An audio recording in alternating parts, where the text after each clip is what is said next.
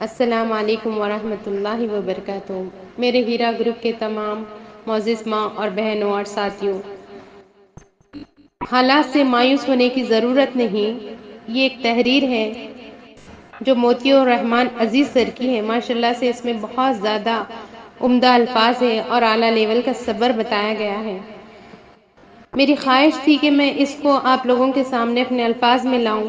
تحریر کچھ اس طریقے سے ہے کہ اسلام نے اپنے پیروکاروں کو ہر طرح سے رہنمائی کی ہے، جس کے مطابق عمل کرنے سے اور رہنمائی کی مطابق زندگی گزارنے سے دنیا اور آخرت دونوں میں کامیابی ہے۔ اس کے برعکس جو قرآن اور حدیث کی رہنمائی سے روگردانی کرے گا وہ سراسر گھاٹے میں رہے گا۔ جناب رسول صلی اللہ علیہ وسلم نے فرمایا کہ تم اس وقت تک گمراہ نہیں ہوں گے جب تک کہ تم کتاب اور سنت کو مضبوطی سے تھامے رہو گے۔ قرآن و حدیث کو مضبوطی سے تھامے رہنے کا مطلب یہ ہے کہ اسلام نے جس چیز سے منع کیا ہے اس سے باز رہا جائے اور جس چیز کو کرنے کا حکم دیا ہے اس کے مطابق زندگی گزاری جائے۔ وقت اور حالات ہمیشہ ایک جیسے نہیں ہوتے، دنیا میں اتھل پتھل کا سلسلہ جاری ہے اور جس طرح کے حالات عالمی سطح پر بنا دیے گئے ہیں ان سے امت مسلمہ اضطراب، الجھن اور مایوسی کے عالم میں ہے، لیکن قرآن کی رہنمائی یہ ہے کہ اللہ کی رحمت سے مایوس نہ ہو۔ قرآن کی اس آیت کا مطلب یہ ہے کہ انسان کی زندگی میں دکھ مصیبت آتے رہتے ہیں، نشیب و فراز پیدا ہوتے رہتے، کبھی خوشی ہے تو کبھی غم ہے۔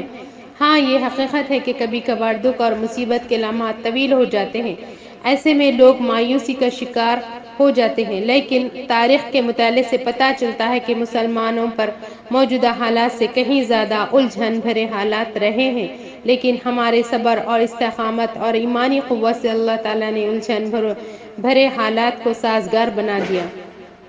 انبیاء کرام کی بھی سخت آزمائشیں ہوئی۔ حضرت ابراہیم علیہ السلام کو دہکتے ہوئے شعلوں میں ڈال دیا گیا لیکن اللہ نے ان کو بچا لیا۔ حضرت یونس علیہ السلام کی زبردست آزمائش ہوئی لیکن اس سخت آزمائش سے اللہ تعالیٰ نے نجات دے دی اور یہ یونس علیہ السلام کی دعاؤں کا اثر تھا۔ جناب رسول صلی اللہ علیہ وسلم کے کتنے مصائب اٹھائے، کتنی سختیاں برداشت کی، لیکن اللہ تعالیٰ نے ان سب مصائب کو سکھ میں بدل دیا اور یہ سب اللہ تعالیٰ کے احکام کے صحیح معنوں میں پیروی کا نتیجہ تھا۔ مذکورہ انبیاء کی آزمائش اور صحابہ کرام رضی اللہ تعالیٰ عنہ، ائمہ کرام رحمۃ العالمین کے آزمائش میں موجودہ دور کے مسلمانوں کے لیے بہت بڑا سبق ہے۔ وہ حالات سے مایوس نہ ہو، اللہ تعالیٰ سے لو لگائے، جناب رسول صلی اللہ علیہ وسلم کا سچا امتی بن جائے تو حالات انشاءاللہ سازگار ہو جائیں گے۔ تاریخ سے مسلمانوں کو سبق حاصل کرنا چاہیے کہ پچھلے ادوار میں بھی اس سے کہیں زیادہ مشکل مرحلے پیش آئے، لیکن اللہ نے مسلمانوں کو صبر اور استقامت اور دعاؤں کی برکت سے مصائب مشکلات کے بادل کو چھٹ دیے ہیں اور مسلمان دوسری قوموں کے لیے بہت بڑی نعمت ثابت ہوئے۔ آج ہم بھی اس دور میں بھی دوسری قوموں کے لیے بہت بڑی نعمت ثابت ہو سکتے ہیں۔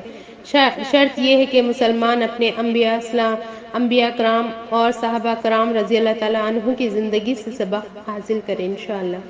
میں آپ لوگوں کو سب سے یہ بات کہنا چاہتی ہوں کہ یہ جو کمپنی ہے ہیرا گروپ آف کمپنی، انشاءاللہ آنے والے وقت میں ہمارے آنے والی نسلوں کے لیے بہت زیادہ کارساز ہوگی اور آنے والی نسلوں کے لیے ایک بہت بڑی مددگار کمپنی ثابت ہوگی۔ ہماری آپا ڈاکٹر نوائرہ شیخ انشاءاللہ ایک امانت دار ہیں اور انشاءاللہ وہ جلد سے جلد ہماری امانتوں کو ادائیگی کر کے امانت دار ثابت ہو جائیں گے انشاءاللہ۔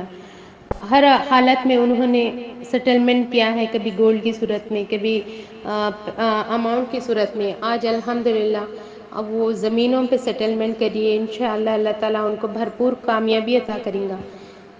آپ لوگوں کے سامنے میں سورہ بقرہ آیت نمبر 155 کی ایک آیت کہنا چاہتی ہوں جو اللہ نے ہمیں کہا ہے کہ صبر اور استقامت سے کام لیا جائے۔ اللہ تعالیٰ بے شک مومن بندوں کی آزمائش اسی طریقے سے کرتے ہیں۔ سورہ بقرہ آیت نمبر 155، اور ہم ضرور تمہیں آزمائیں گے، کچھ خوف اور بھوک سے اور کچھ مالوں اور جانوں سے اور پھلوں کے نقصان سے، صبر کرنے والوں کے لیے خوشخبری ہے۔ انشاءاللہ ثم انشاءاللہ ہمارے لیے بھی ہیرا گروپ سے خوشخبری آئیں گے، ضرور آئیں گے انشاءاللہ۔ تب تک ہم تمام صبر اور استقامت سے رہیں گے اور ضرور ہیرا گروپ کے حق میں دعا کریں گے۔ ٹھیک ہے، جزاکم اللہ، السلام علیکم ورحمۃ اللہ وبرکاتہ۔